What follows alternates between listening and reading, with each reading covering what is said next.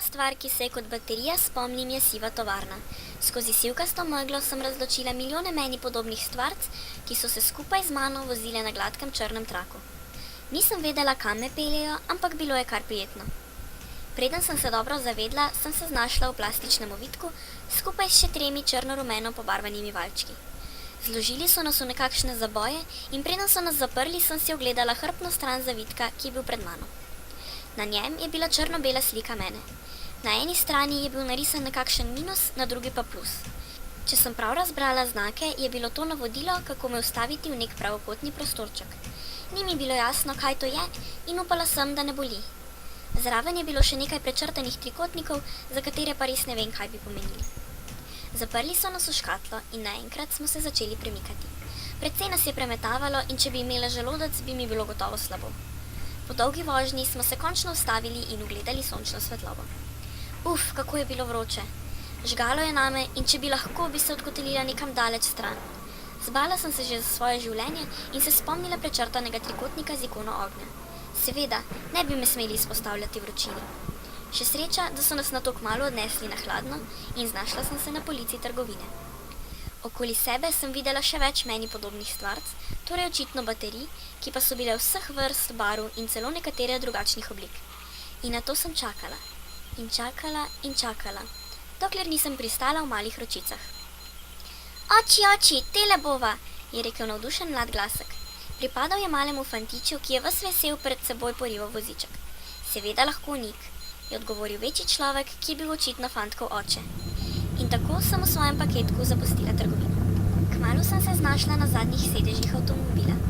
Ročice so se močno trudile, da bi me osvobodile iz plastike in nazadnje jim je le uspelo.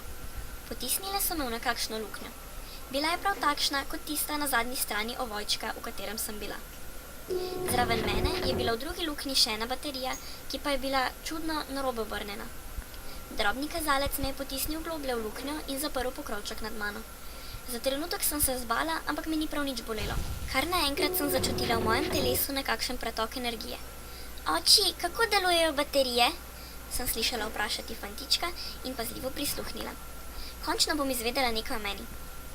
Sestavljena je iz nečesa, kar imenujemo galvanske celice.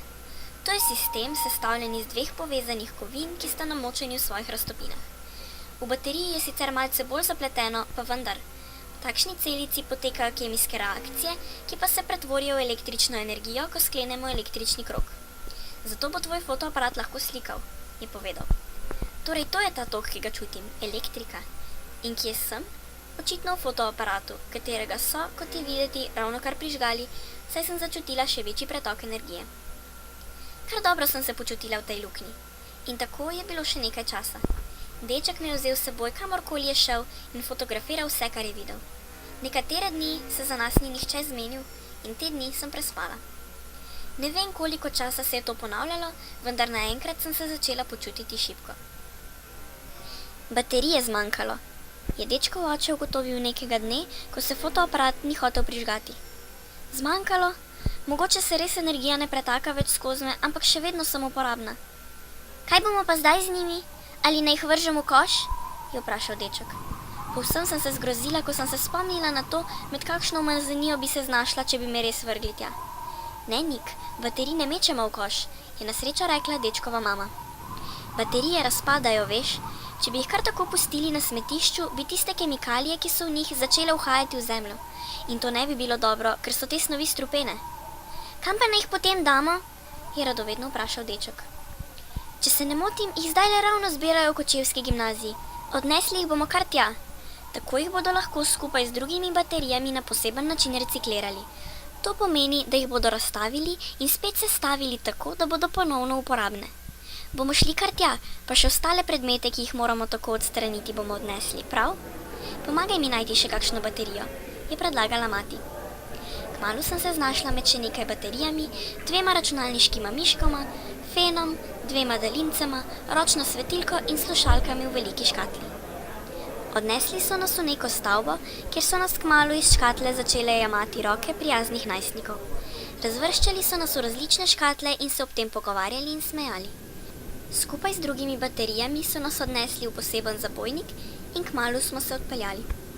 Spet sem pristala na tekočem traku, ki je bil prav podoben tistemu, na katerem se je moja zgodba začela. Zdaj potujem po njem do stroja, ki me bo prenovil, da bom zopet uporabna in nikomur ne bom škodovala. In preden zaključim svoj prvi življenjski krog, bi rada nekaj sporočila vsem uporabnikom baterij. Tudi majhna dejanja štejejo. Ne pusti, da baterije nesrečne razpademo v umazaniji in pomagaj s tem varovati Zemljo. Konec koncev, dobrih planetov ni lahko najti, kaj ne?